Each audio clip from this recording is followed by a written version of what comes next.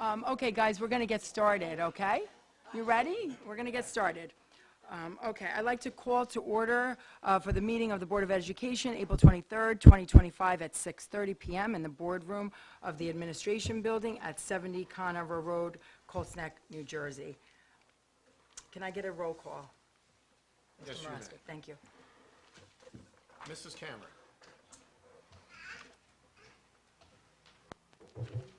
Here. Mrs. Horowitz. Here. Mr. Rico. Here. Mrs. Ramirez. I believe she's not here. Mr. No, Renetta? she is. She is here. Oh. Mrs. Ramirez. Who Hold is on. trying to Hold on. communicate with us participating remotely. Mrs. Ramirez? Yes, can you hear me? Yes. Yes, Yes, present. you are present. Mr. Scales. Here. Mr. Scarpa. Here. Mrs. Volpe. Here. Mr. Walsh. Here. You have a quorum. Great. I'm here. Hold on. I forgot Mr. Rignetta. I Gabe apologize. is here as well. Hi. Great, thank you. Pursuant to the Open Public Meetings Act, Chapter 231, this meeting has been duly advertised in the Asbury Park Press in a schedule of meetings dated January 16th, 2025, and March 4th, 2025, notice of which has been filed with the Deputy Clerk for Colts Neck Township, and the requirements of posting of notices have been met. If we can have, Mr. Rignetta, would you read the mission statement, please? Sure. Thank you. The mission of Colts Neck Township Schools is to empower and inspire students to be confident, creative, self-sufficient learners who maximize their strengths and talents and contribute to responsible participants in their ever-expanding world. Great, thank you. I am going to have Dr. Garibay introduce some of our very special guests we have this evening. Thank you so much. In honor of April as the military month of the military child, we're continuing our new tradition, which is having the Matthews family lead us this evening in our Pledge of Allegiance. The Colts Neck Township Board of Education extends its sincerest appreciation and gratitude to the Matthews family, Master at Arms First Class Matthews, who has served 11 years in the military, his wife, Katie, and their 3 beautiful children, Gabe, Zoe, and Magnolia. If you would please join us at the front of the room to lead us in a flag salute, please remain standing at the end for the singing of our national anthem.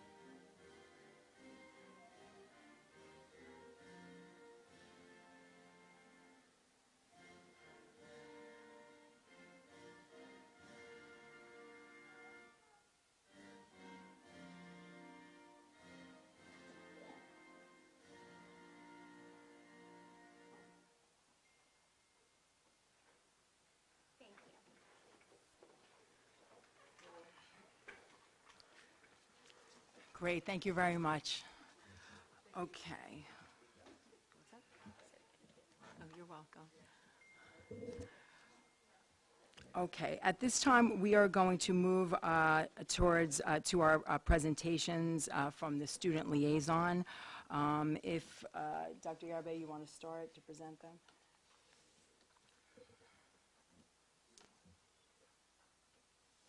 Sure. Good evening. As we're continuing with our 2025 student representatives to the board, I see Alex, Sophia, and Kira are here this evening. If they would like to each speak to the microphone or give a report or a comment, a concern, share something if you'd like, when you go to the dais, just remember to hold the button down as the instructions say to turn it green, and that means you're live. So if anyone would like to go first or go together, whatever you'd like to do.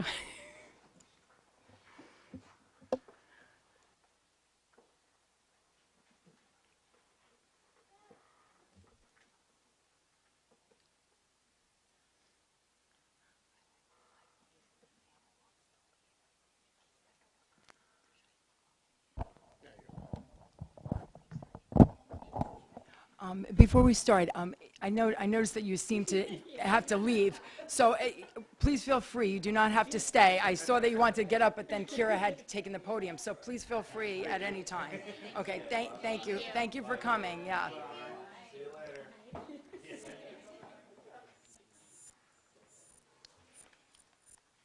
Hello, I am Kira Harlan. Dr. Igby and I have talked about some of my ideas that current and incoming students can enjoy. One idea that I really like is giving the 8th graders an opportunity to leave their mark. What I mean by this is that each year the entire 8th grade class would create a mural by decorating a section of a designated hallway with a fingerprint or a handprint with their name on it. Another variation of this idea is that each year, every student in the 8th grade class could decorate a rock with their name on it to be added to the Peace Garden. Either of these ideas would allow the 8th grade students to be remembered and, as I mentioned before, to leave their mark on their middle school. Great, thank you very much.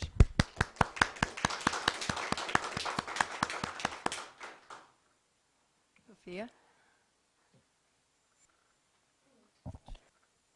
Hello, I'm Sophia Boucher, and I had an initial meeting with Dr. Rigby about how we can enhance the lunch experience by maybe adding more food options for vegetarians and people who are lactose intolerant. Great, thank you very much. And we are planning to do that, right? Great. Oh, that's okay. This seems very high. Hello. Hello. Okay. I didn't really prepare a speech, but I did love that idea about them being able to leave their mark. And I also love the idea about maybe some sort of painting rocks, because I actually did create my own kindness rock garden in the Colts Library as part of a Girl Scouts project to earn my bronze award. So I do love that idea, and I had so much fun when I made my rock garden, so I feel like other people would really enjoy that, and it was just a fun way for everybody to spread their ideas. Great. Do any board members have any questions for the liaisons? Anybody want to ask them any questions? Food. Is there a choice right now for lactose intolerant or vegetarian, or not excluded? It really depends on the day, but most of the time there's not really that many options. And when there's like a salad option, usually has cheese on it. Sophia, on the lunches, how are the portion sizes? Oh, The portion sizes they're pretty good portion sizes, I would say. okay, so they're enough to feed you for lunch and you'd be full for the rest of the day? Yes. Okay, great. Do you think it's a cost effective? The prices are worth what you're getting? Yeah, I do. Yes? Okay. All right, great. Thank you for your input. Thank you. Anybody else have any questions for the liaisons? No? Okay, great. Yeah, go ahead. For the rocks, were you guys thinking of like having them engraved with your guys' names on them? Is that what you're thinking of, like a rock that's engraved, or a rock with just like magic marker with your names on it, or like painted with your names on it? What were you guys thinking? Paint?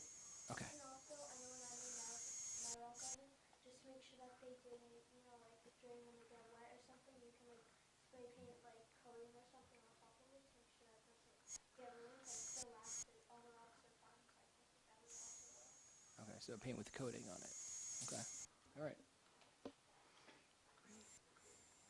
Mrs. Cameron? Okay, Kira, right?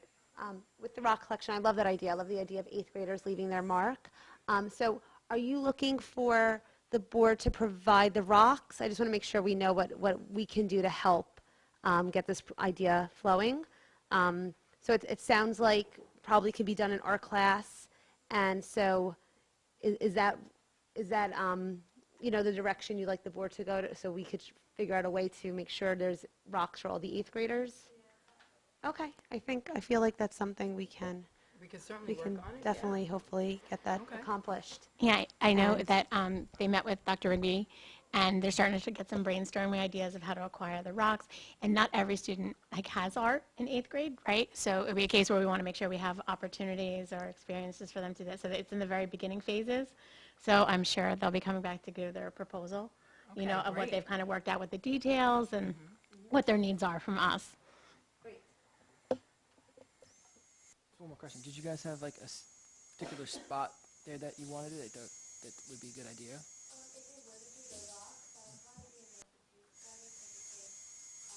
Sure, at the Peace Garden. Did you have like a particular spot in the Peace Garden? Not yet. Okay, no problem. Great. Well, I just want to thank you. These are fantastic preliminary ideas that you brought. I know it's only, I believe, your second meeting, and I know the program is new to you, so I definitely expect as you get more acquainted with the program, you guys are going to bring fantastic ideas to this board, and I'm so proud and happy that you're participating in the liaison program. So thank all of you. Thank you very much. Yes, and thank you to the parents for your commitment to bringing the children to the meetings. We certainly appreciate it. Once again, at this time, you're welcome to stay for the rest of the meeting if you like. If not, you're welcome, to leave as well. Thank you. Good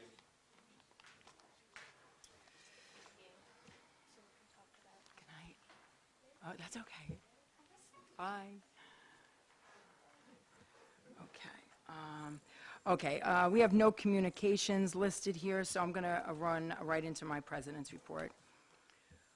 Good evening, everybody. I want to welcome everybody back from spring break and extend a happy belated Easter to all those who celebrated. Prior to the break, Mrs. Ramirez and I attended the Purple Up Day breakfast on April 11th. It was well received, and I was proud to be there to support the military families of Naval Weapons Station Earl. Over 80 children attended along with their families, and it was my honor to be there to celebrate the importance of all the military children. We'd like to recognize all the challenges these children face. We are so proud of them and grateful that they are part of our Colts Neck community. The sacrifices of these families do not go unnoticed. Our district will always prioritize our military families and make sure they receive all the support they need. I want to thank the administration, teachers, and support staff for all their hard work they put into organizing this event. I also want to thank Mrs. Ida Jones, who's here tonight, for her time and dedication that she gives to all of our military families and for her continued partnership with our district. So thank you very much for all that you do. On April 16th, the Planning Board Chair of our town, Mr. John Tobia, held the first subcommittee meeting on affordable housing at 6 p.m. at Town Hall. The appointed liaisons, Mr. Robert Scales and Mr. Kevin Walsh, both attended the meetings, and I believe tonight they will be reporting back with a brief, report on what went on. I want to thank them both for their time and accepting the position in doing that. Just a reminder, the district will be starting the NJSLA testing on May 6th. I'm sure all of the parents received their emails. They have gone out with specific dates along with the subjects that will be tested. Please encourage your children to rest and be prepared so they can achieve the best possible scores. Good luck to all the students of our district. Our second newsletter, the Colts Neck Chronicles, was released today. The first edition was well received. I'm proud and grateful for all the hard work Mrs. Camera has devoted to this project. She puts in long hours and research to make sure all important events are highlighted, along with spotlighting our students' phenomenal achievements. This newsletter also helps maintain great communication with the entire Colts Neck community. Our Finance Committee has been diligently working with our administration to make sure that we meet our commitment of a zero tax increase to the public. I'm looking forward to the budget presentation in early May and its final approval. Tomorrow, April 24th, is Bring Your Child to Work Day. This is a fantastic opportunity for your children to spend the day with you and experience your day at work. Although they may miss a day of school, this opportunity brings them a unique learning experience that will be remembered for years to come. I want to wish everybody participating a fun day filled with endless learning opportunities. Also, April 24th is our big Cedar Drive Middle School's 60th anniversary. We will be celebrating at Cedar Drive from 6 to 8. Dr. Garibay and Dr. Rigby, along with the entire Cedar Drive Middle School staff and students, have a great program set up, so please join us to support our school district and celebrate all the wonderful things Cedar Drive has brought to our community for 60 years. I'm looking forward to seeing everybody, and this concludes my president's report for the evening. All right. At this time, we are going to move forward to the board liaison reports. Mrs. Horowitz, if you'd like to start with the Parent Advisory Committee. So we're still deciding on a date for the May meeting, but we'll send that out as soon as we confirm. I think we're waiting on you to... Yes, I'm sorry that I haven't got back to you. I'm having a lot of conflicts with my schedule, so I'm going to try to get back to you by tomorrow. Okay, sorry about that. Okay. I didn't realize how busy I was. We only sent it out a few hours ago, so... we'll Okay, be on all right, so cut me some slack then. All right, Colts Neck PTO. So a couple things. The PTO provided their final numbers from the gala, which, as everybody knows, was a tremendous success. Thanks to a strong showing in sponsorships, advertising, and raffle sales, they made a $57,000 profit, which is amazing. Wow, that is a lot. Yeah. So these funds will go to support next year's mini grant program as well as grade level events. The latest PTO newsletter was released today. It included key information about the 8th grade activities. There's quite a few, so make sure that you're looking at that. Additionally, families of 8th graders will receive a detailed letter outlining events and opportunities. Some other upcoming events include the final elementary school store will take place Thursday, May 15th and Friday, May 16th during lunch. Teacher Appreciation Week is scheduled for May 5th through the 9th with more details to follow. Volunteer of the Year nominations are now open. Please submit your nominations to coltsneckpto.org. And lastly, the PTO has a few open positions on their board. Anyone interested in joining, they should reach out to Kim Kaufman, who's the president, and her email is president@coltsneckpto.org. Thanks. Great, thank you, Mrs. Horowitz. Moving on to the Colts Neck Township School newsletter, Mrs. Camera.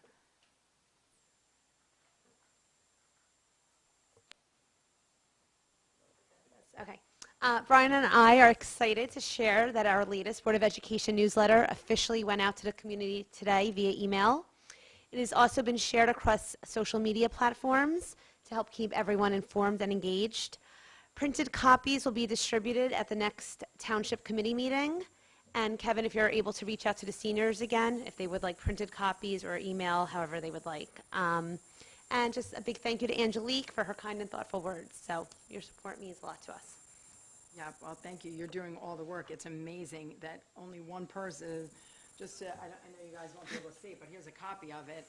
And the amount of work that goes into this newsletter is astounding. I mean, I don't know if anybody realizes the time it takes to document all these events, highlight these children doing phenomenal things in our district, spotlighting our, one of our board members each quarter. This quarter will be Vinny Ragnetta, so it was nice to see him in there.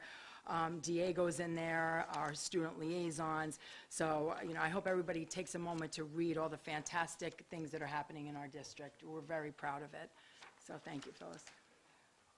Okay, moving to Mr. Regnetta on the extracurriculars. All right. First, I'd just like to thank Phyllis and Brian for featuring me in this month's newsletter. Thank you so much. I've already gotten positive feedback about it, so thank you so much. It was a great write-up of me. Thank you so much.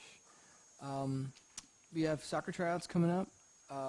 The boys' soccer tryouts will be Wednesday, May 7th, and the girls' soccer tryouts will be Thursday, May 8th, and they'll be taking place at 5 Points Field. For age group, if you were born 2016 to 2018, will be 5 p.m. to 6:15 p.m. If you were born 2013 to 2015, it'll be 6:30 p.m. to 7:45 p.m. And if you were born 2012 or older, please email Colleen Wilcox at colleenmarie16@yahoo.com. And girls, parents can email Alberto Morello at alberto@fcmonmouth.com. And if you're going, please arrive 15 minutes prior to check-in, just so you can check in. Again, it's at 5 Points Field on May 7th and May 8th. May 7th for the boys, May 8th for the girls. And then we also have spring basketball clinics coming up, which will take place at Conover Elementary. It'll be $150 for 9 sessions, and it'll be taking place on Monday and Friday evenings between May and June for grades 2nd grade through 8th grade, and it'll be coached by the Colts High School boys basketball state champions, staff, and players. And you can register through TeamSnap, or you can email Stephen Russell at SRUSSELL@FRHSD.com. And also, I would like to congratulate the Cedar Drive Middle School Chorus. They performed at the Holocaust Remembrance Day at Brookdale Community College yesterday, and I was able to watch their performance on Facebook, and they did a great job performing Light One Candle. And also, I was asked to let everyone know that this weekend at the Colts Neck Library, there's going to be a book buyback on Friday and Saturday. Saturday and Sunday. Saturday the 26th will be from 10 a.m. to 4 p.m. and Sunday the 27th will be from 10 a.m. to 3 p.m. Thank you. Great, thank you, Mr. Regnetta. Moving on to the Colts Neck Township Committee, we'll start with Phyllis and Brian. We are going to add tonight, although I forgot to add it to the agenda, the Planning Board Subcommittee that was just started. Mr. Scales and Kevin may have some remarks included in that Township Committee. Sure. So on Saturday, April 19th, the Colts Neck Recreation and Parks Department, together with the Colts Neck Fire Company, hosted their annual Easter egg hunt. Families enjoyed a festive day filled with candy, laughter, and colorful eggs. So a big thank you to all the volunteers who made this special tradition possible. Don't miss the Environmental Commission sapling giveaway this Saturday, April 26th at the Buck Mills Community Center. This year's theme is Plant a Tree for Arbor Day, and it's a great chance to grab a free sapling and help make Colts Neck even greener. The next Township Committee meeting will take place on Wednesday, April 30th at 7 p.m. Community members are encouraged to attend in person or tune in via live stream so we could all stay informed and engage with local matters. And last but not least, Rob and Kevin now, you can provide the community with an update on the subcommittee of the Planning Board. Great. Go first. Excellent. So yeah, just wanted to thank Mr. Tabia for setting this up because we had one meeting. I did it from the comfort of Florida, which was great. Thanks for traveling in, Kevin, to be there in person.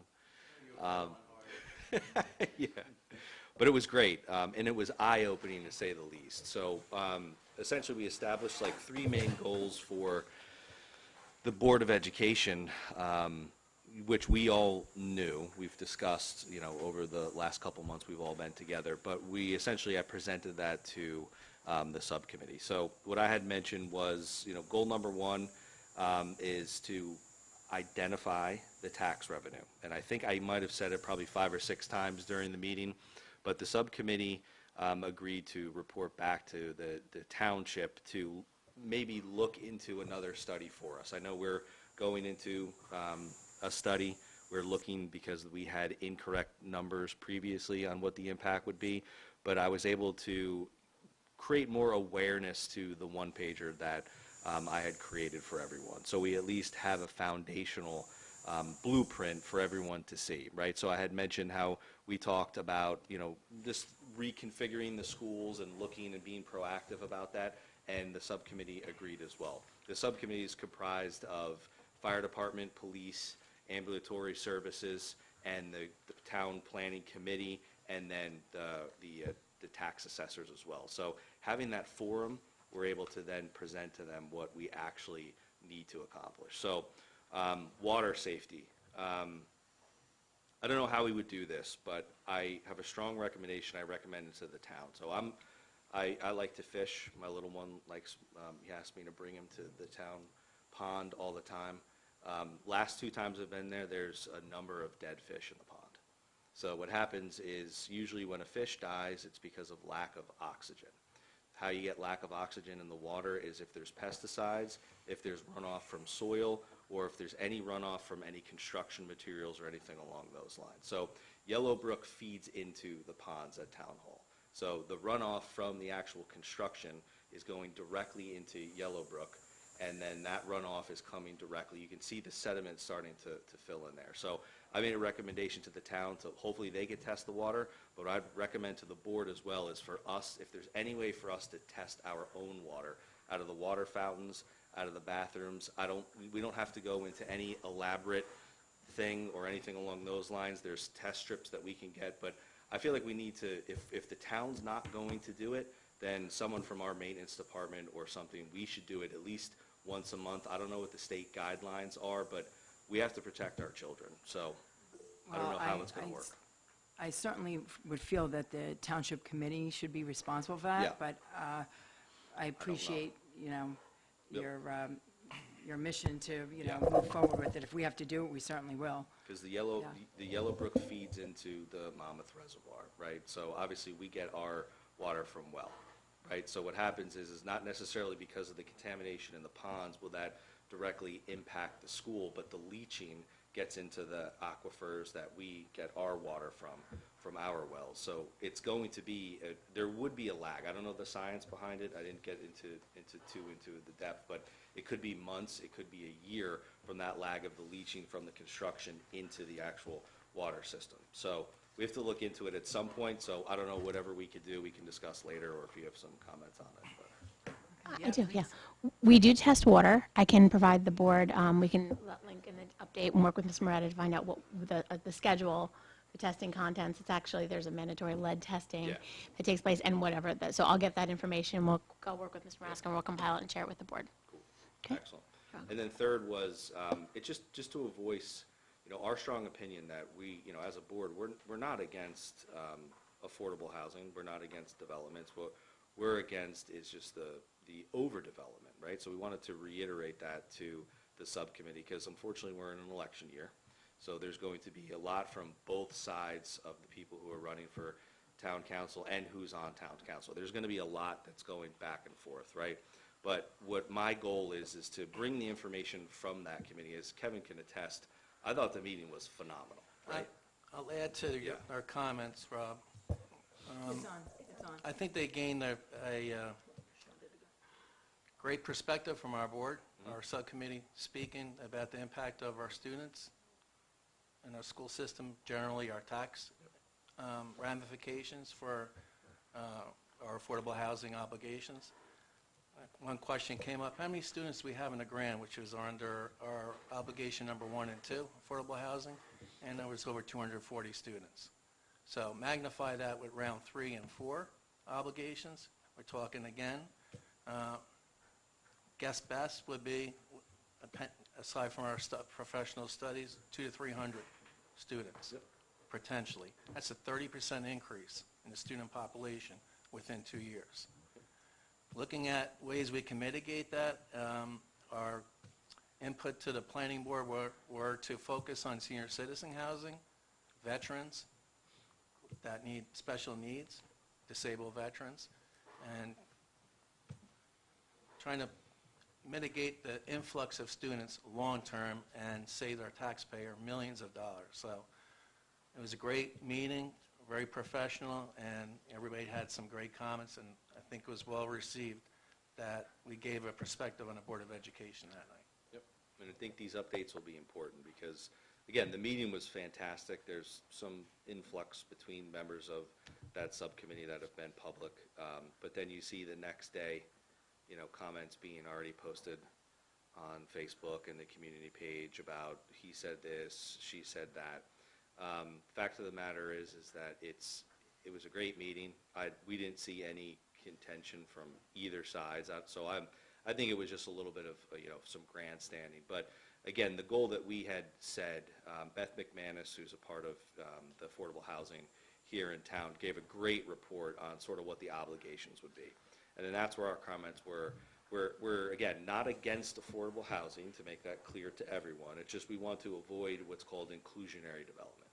Inclusionary development means that's that 5 to 6 to 1 ratio. So what will happen is that if we don't satisfy the units that we have as a town, then a developer comes in, and what happened with Levana Square is that we were sued.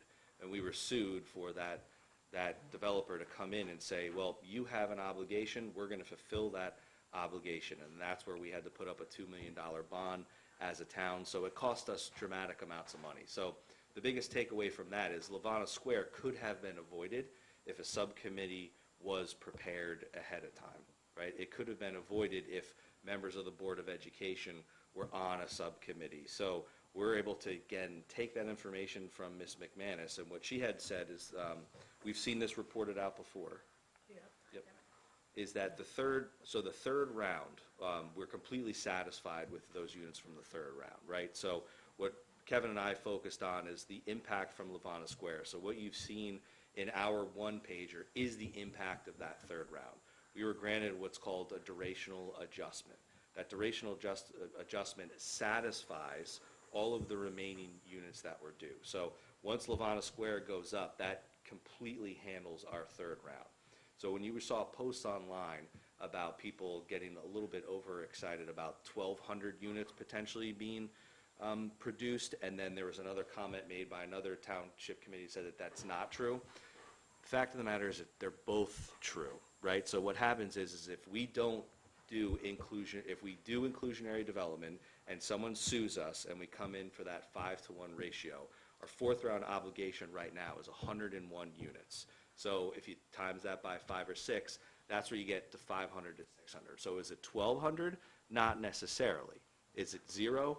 Absolutely not. So right in the middle, if we can factor in, there's other percentages where 30% of the units can be for seniors, 25% must be rentals, and half of that 25% must be for families, 13% must be for very low income units, and then up to 25% can be what's called a bonus credit.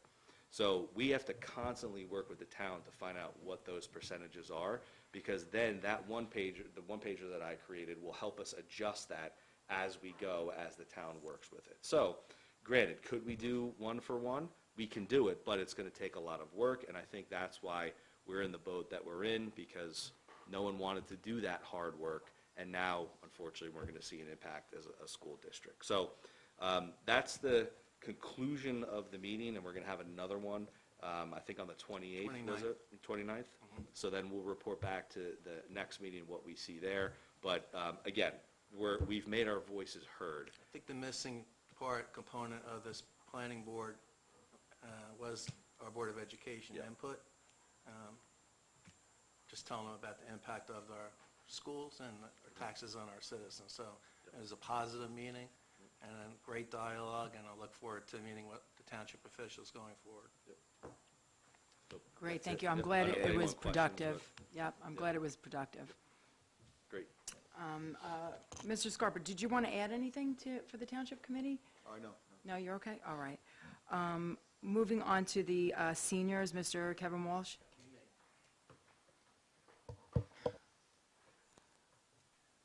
The seniors are in Longwood Gardens. I think they're just getting back. Great trip. They have their next meeting May 7th at the Colts Inn, 11 a.m. They are going to Cape May Zoo on May 15th. Conversations with the president of the senior citizens, I told them we're working hard to achieve a 0 tax increase and impact on the taxes for the seniors. So that's pretty much it for the seniors. Oh, tomorrow night, we sent out invitations for the 60th anniversary, and hoping to get a good turnout by the seniors. Great, thank you, Mr. Walsh. Moving on to Naval Weapons Station Earl, Mrs. Ramirez and Mr. Scarpa. Sure, I'll go. Actually, 3 points. One, we're going to encourage the formation of a field trip, preferably in the fall. We did speak about this in our prior meetings for the students to appreciate the base and its dynamics. So I would like to aggressively push towards that opportunity to get a field trip on the schedule for a variety of the schools so that they can integrate with the population at the base. Number two, I'm looking to establish a special devotional along the lines of what was spoken about earlier today, in the effort to leave a mark behind, but perhaps something more personal in nature for the base students that highlights their contributions. Again, they are here for a shorter period of time, 2 to 2.5 years, maybe 3 years. So sometimes they don't cut across all schools. So I think it's important that if they do attend the school, that they do leave a mark on the school that they attended. Chances are they're not going to hit all three schools, and thus will not be part of the Cedar Drive devotional. So keep that in mind. More of an individual student recognition for the students at the base. Would strongly encourage to put that together. We have resources to do that. I'd like to continue that conversation with our base personnel. And number three, we have the newly established newsletter. Mrs. Camara put a tremendous amount of time into this. It's a fantastic resource. It's brand new to our Board of Ed. It's a great portal of communication and outreach. It's also a great means of record that shows the success profile of this board and continuing programs. We are offering up that platform for the base students to use to highlight individual pieces of success, or if they are having to leave our schools, that we highlight them at that point. So it's an open resource. It's been established. We are thinking about establishing a unique corner specifically called out, but obviously we defer to the participation within the base. So, but by all means, please reach out to us. We're excited to expand that opportunity for our base personnel. Thank you. Great, Mrs. Ramirez, would you like to add anything to that? Yes, so I just wanted to, I know you touched on this already during your president's report, but I just wanted to. Oops, did we lose her? Oh, I'm sorry, I'm muted. There I am. Sorry about that. So I just wanted to reiterate some of the sentiment that you shared. I had the honor of attending the Purple Update Breakfast alongside Board President Angelique Volpe. It was just a really special event where we could recognize our military families and in the Colts community. It was great to see the students, the staff, all the families coming together, which is show the heart and dedication of our military families. And thank you for allowing me the opportunity to be able to address the school community and the military families. And I just want to express a continued, while it's still the month of April, I just wanted to extend the board's deep appreciation for all of those military families who serve and sacrifice alongside their loved ones in uniform. It's events like this that really remind, I think, our school community about the uniqueness of this community because we have Naval Weapons Station Earl here in our district. And so thank you to everyone that made that possible. And again, to our military families for their continued service, support, and strength. So again, thank you. It was a privilege to be part of that. Great. Thank you, Mrs. Ramirez, and thank you. You did an excellent job in conveying those sentiments the day of the breakfast. I appreciate you speaking for the board. Thank you. And thank you, Mr. Scarpa, for your report. Moving on to the state and county school boards, I have a couple things. New Jersey School Boards is hosting its first AI conference, preparing for today and tomorrow. That will be on Friday, June 6th at Mercer County College. This seminar will cover how AI is used in the classroom to improve student learning, how administration is using it, and what board members should know about it, and any legal ramifications that could come with it. The New Jersey School Boards is also helping schools meet staffing challenges with its brand new job listing marketing service. Schools can now tap their online reach to find candidates for hard-to-fill positions. Did you see that? Yeah?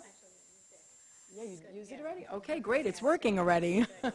That's fantastic news, okay. And lastly, May 30th is their virtual spring conference. That is 9 a.m. to 3:30. The cost is $99. If anybody wants to register, you just search your emails, that was in there recently. And that concludes the state and county school boards. We'll move right into Dr. Garabay's superintendent report at this time. Thank you, Mrs. Volpe. I just want to once again just give a very special shout out to the Matthews family who joined us this evening for our flag salute. They're a special family here, and thank them, and we just adore having them here as part of our community. As Mrs. Volpe mentioned in her report, I feel like we have a lot we shared a brain when we were developing our reports. Bring Your Child to Work Day is a national day that gives children in the United States a glimpse into the working world. According to the U.S. Department of the Interior, the theme for the 2025 Bring Your Child to Work Day is for a new generation. This theme aims to inspire children by connecting them with role models in various fields and providing experiences that make future career goals feel achievable and exciting. And for all parents who are wondering, it is actually a New Jersey Department of Education excused absence. So we encourage our families to embrace it, and then we welcome our kiddos here tomorrow who come to see their parents be as teachers, for the day, which is fun as well. Yep, and again, sharing the same sentiments. Tomorrow night is our CDMS 60th birthday celebration, and we're really looking forward to it. I know that the planning committee at Cedar Drive has worked really hard for a nice, the last count we had about 180 or to 200 RSVPs. Just so you know, the night starts with sort of like a museum walk through Cedar Drive, which with a through the years type of event from 6 to 7, which is with student-led tours, conversations, highlights of the building, and experiences for kids. And then from 7 to 8 is a more formal program. So we hope everyone will come out and enjoy Cedar Drive as much as we have through the years and beyond. And there might be some guest appearances and videos from some Cedar Drive alumni who have been highlighted and featured in a video presentation. So we're very excited about all the work that's gone into this. So it should be a beautiful night. It should be a beautiful night. I also want to give Wait to see you when you're younger, in your youth. I also want to give a huge shout out. The week before spring recess was Annie Kids, which was the spring musical at Conner Road Elementary School. The talent, both on the stage, behind the scenes, was just phenomenal. And I really want to thank Ms. Santasario, Mrs. Oletta, and Mrs. Hannon, who worked so closely with the kids. If you recall, that was the program that we had over almost 100 kids come up to sign out for. We couldn't take all of them, but it sure showed the enthusiasm for the arts, and it was spectacular. Every year, I keep saying, that was the best one, that was the best one. It just keeps getting better and better. So kudos to the staff and the students and the families who are committed to getting them for practices and whatnot. So it was a great performance. Tuesday, April 29th, as was mentioned in the newsletter, is the CDMS Spring Chorus Concert, which is always fantastic. May 1st, we kick off our Mental Health Awareness Month. We encourage everyone to wear green, and it's about creating awareness and creating opportunities for resources and helping support in our age-appropriate way, letting everybody know and ways to feel confident, connected, and part of a school community.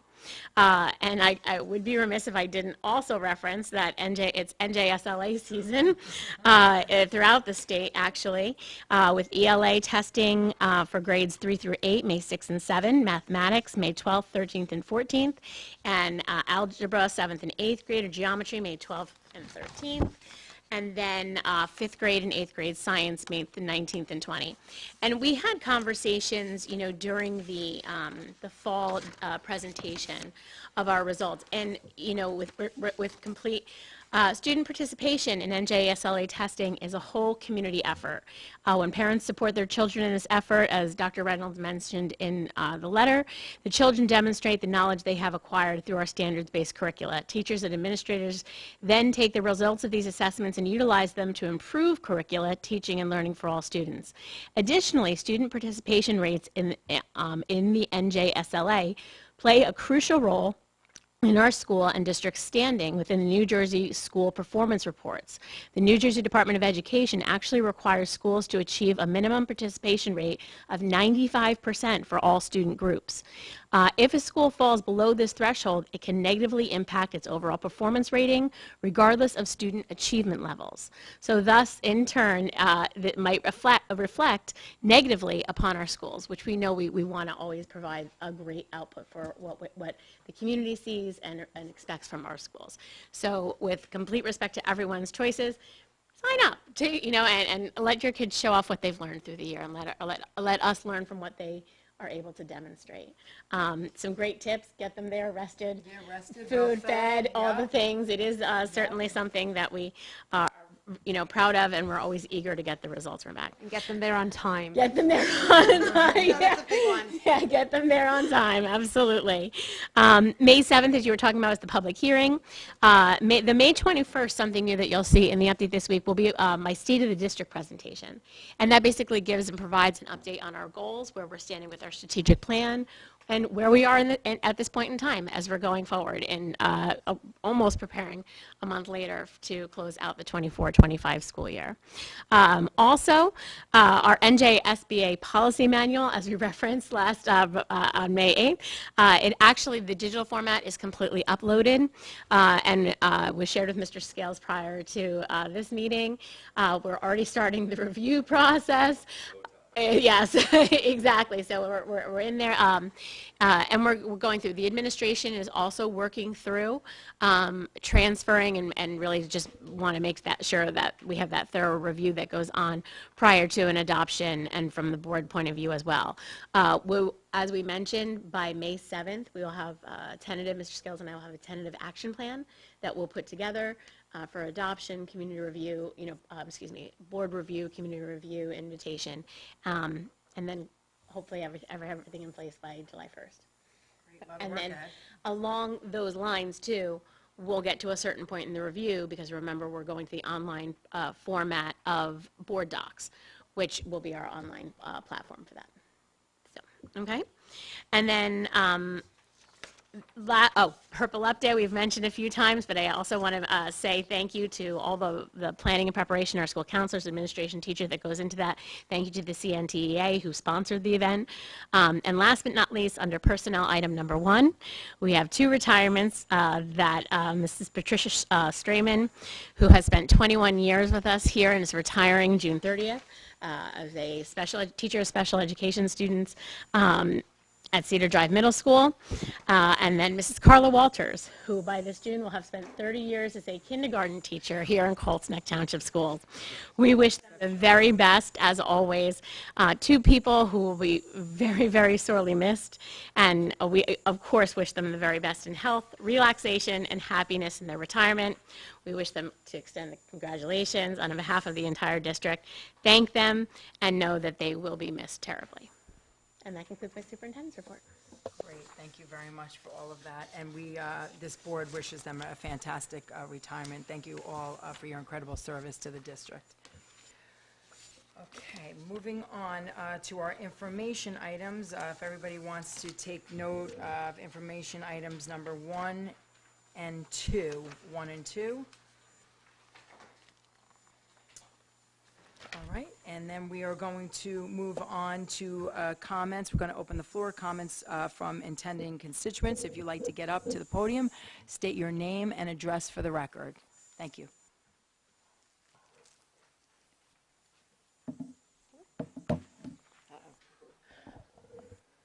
Good evening. My name is Allison Denoya, and I live at 4 Westminster Drive.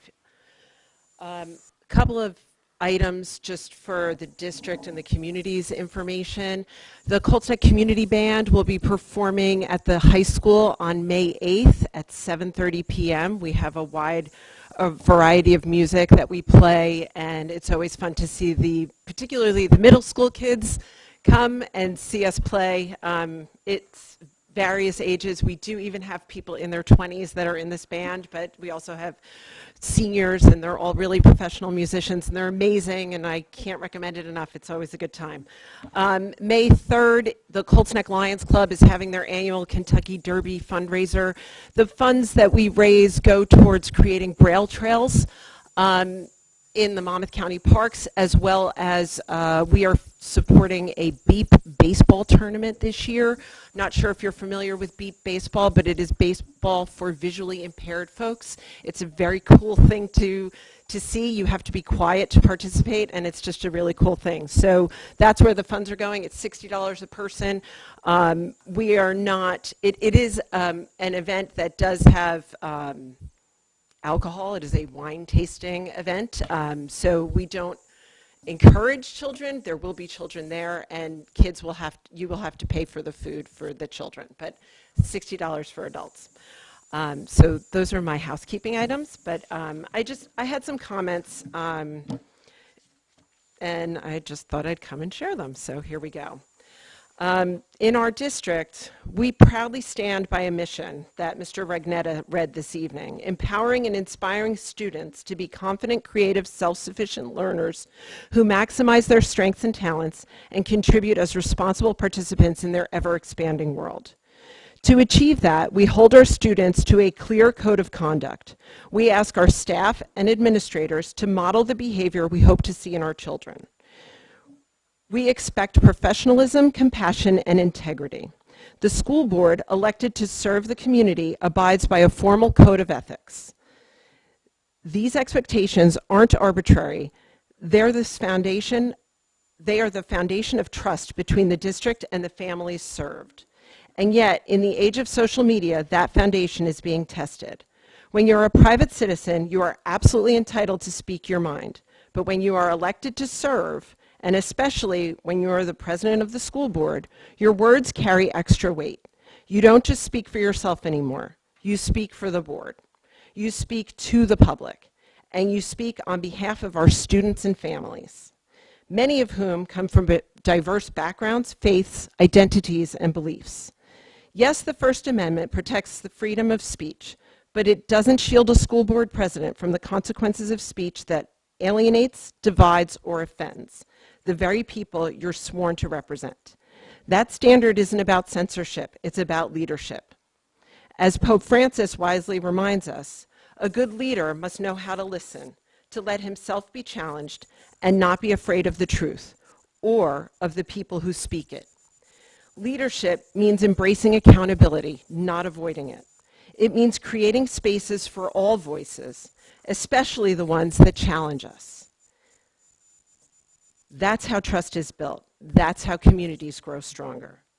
So here's the question. What about the free speech of our Jewish community or our LGBTQ plus community, our families? What about parents who feel silenced, not by policy, but by fear? Fear that speaking up will lead to retaliation. When leaders speak in ways that undermine trust or exclude voices, they don't just express a personal opinion. They send a message about whose voices matter and whose don't. If you continue to speak, so will we. And if others choose silence, understand this. Silence, too, is a choice. It sends a message of complicity. This district belongs to all of us, and every voice, not just the board's, deserves to be heard. Thank you. Great, thank you for your comments, Mrs. Denoya. Anybody else? Anybody else like to come up? No? Okay.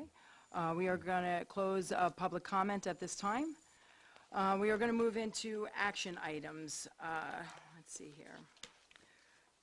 Can I get a motion to move action items 1 through, is it 1, 2, 3? On the Motion. agenda. Anybody second? Motion. Yes. Second. Any questions or comments? All right. I'm sorry, did you have something? No, I'm I'm good. sorry. Okay. All right, if I could have a roll call, Mr. Maraska. Yes, Superintendent Action items 1 through 3. Mrs. Camera, Yes. Mrs. Horowitz, Yes. Mr. Orico, Yes. Mrs. Ramirez. Yes. Thank you. Mr. Rignetta, Yes. Mr. Scales, Yes. Mr. Scarpa, Mrs. Volpe, Yes. Mr. Walsh. Yes. Thank you. The motion carried. Great, thank you. I need a motion to move items 1 through, hold on a minute. I'm sorry, just one. One under curriculum, I'm sorry. If I could get a motion to move the one item under curriculum. Second. Great, and a roll call, please? Yes. Mrs. Camera, Yes. Mrs. Horowitz, Yes. Mr. Orico, Yes. Mrs. Ramirez, Yes. Mr. Rignetta, Yes. Mr. Scales, Yes. Mr. Scarpa, Yes. Mrs. Volpe, Yes. Mr. Walsh. Yes. The motion passed unanimously. Great, thank you. We're moving on to finance. If I could get a motion to move items 1 through 11. 1 through 11. Motion. Second.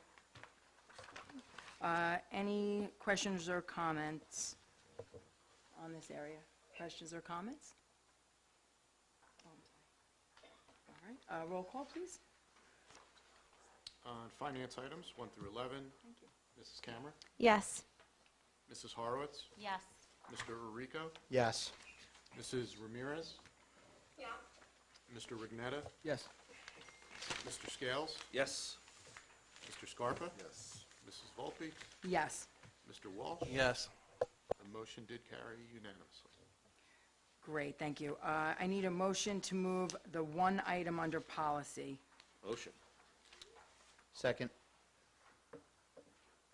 Okay, can I get a roll call? Yes, on the one policy item, Mrs. Camera, Yes. Mrs. Horowitz, Yes. Mr. Orico, Yes. Mrs. Ramirez, Yes. Mr. Rignetta, Yes. Mr. Scales, Yes. Mr. Scarpa, Yes. Mrs. Volpe, Yes. Mr. Walsh. Yes. The motion carried. Great, thank you. We have nothing under negotiations at this time, nothing under transportation. Moving right into personnel. Can we get a motion to move, I'm looking for that little box, items 1 through 16 under personnel? Motion. This is pretty lengthy. If anybody would like any questions or comments addressed?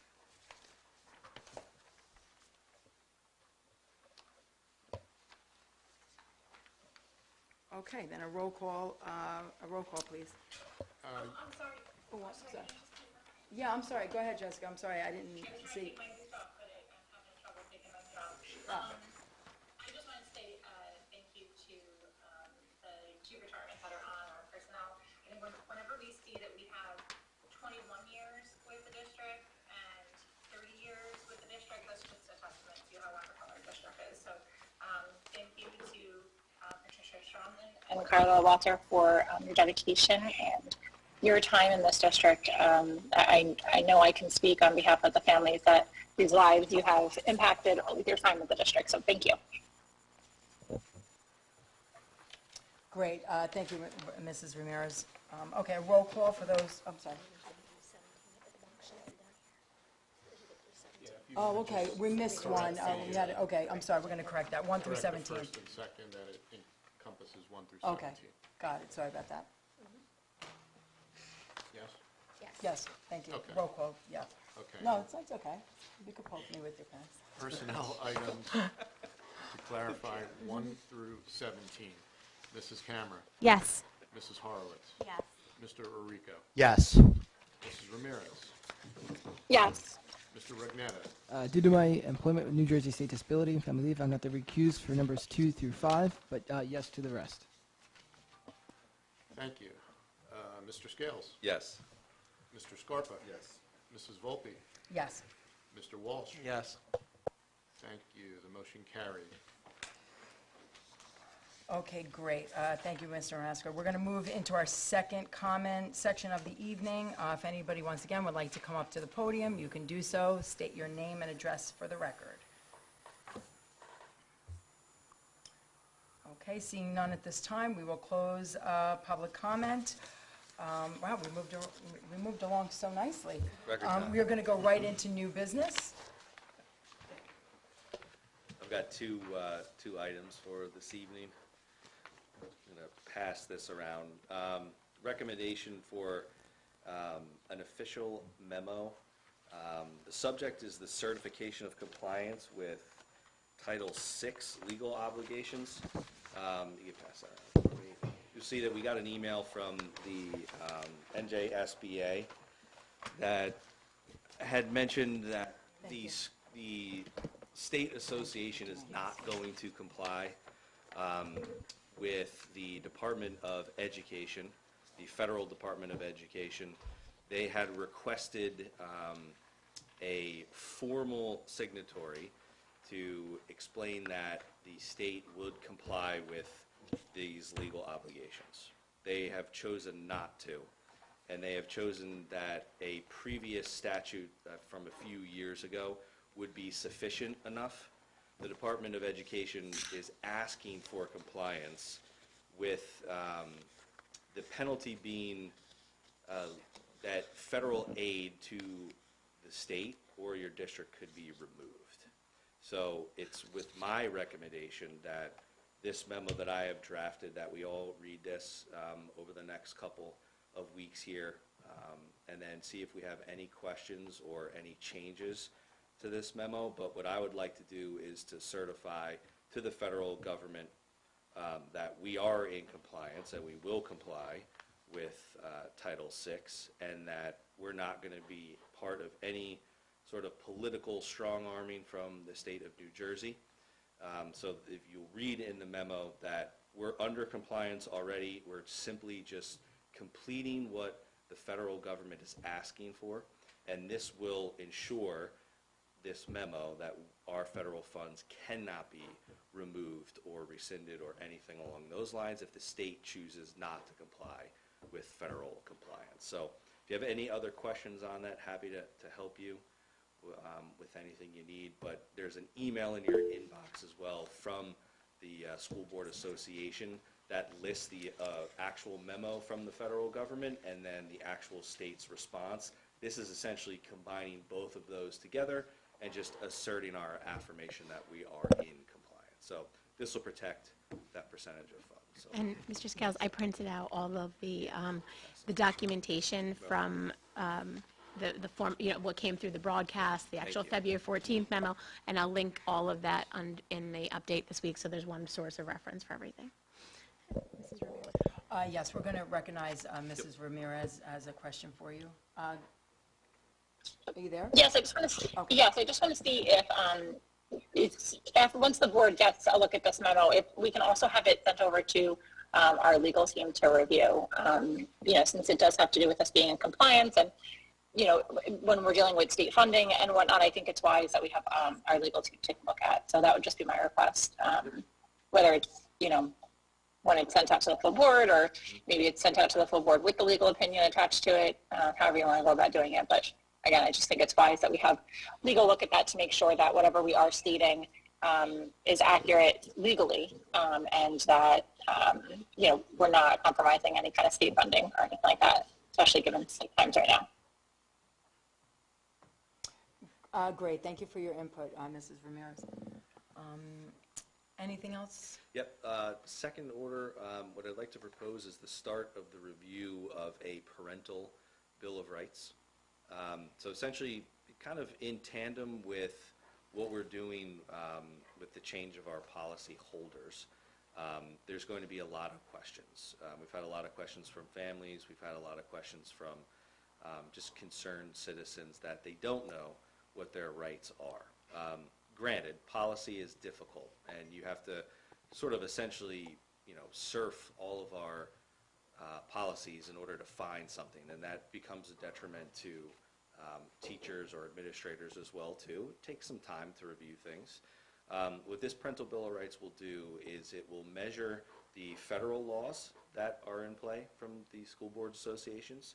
It will measure the state laws and combine the both and essentially put them in a Bill of Rights, if you're familiar with our United States Bill of Rights. It'll be very similar in context, where any of the amendments that we have made as a district or any of the statutes that we have from the state or any federal agencies over the years, it essentially put this in more digestible terms for everyone, and there'll be essentially 8 sections that will highlight all of the rights that the parents have in our district. And then once we review as a board, then we can vote on this and we can institute this into our policies and our resolutions. Essentially, as you know, how the Bill of Rights is a preamble, and there's a preamble to the Constitution. It'll work the same exact way. So picture our policy being a mini Constitution. That's what this parental Bill of Rights will do. We would need to list it on our website for the parents to access it, and then essentially we would put it in the newsletter, and then a reiteration every year we would put forth this Bill of Rights, parental Bill of Rights, so then the parents have an easy digestible format before they need to dive into anything. So what I'll do is I'll present that to the board as well. There'll be 8 sections that I've identified that we need to list legally. And then if we have any questions, that's what we'll do during the COW. We'll go through it. I'll put each section on the agenda for all of us to digest and go through. And then if anyone has any questions, we'll take actions together as a board to make sure that we fulfill this need for all of our parents in the district. So.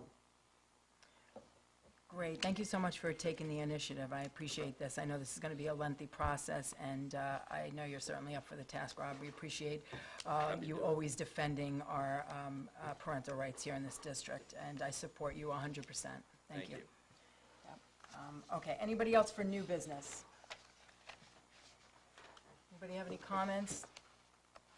Okay. I think this is the shortest meeting we have ever had, an hour and 10 minutes, 11 minutes. Okay. Can I have a motion to adjourn? Kevin Walsh and Vinnie Regnetta. Great. Thank you very much. Yep. Aye. Aye. Great.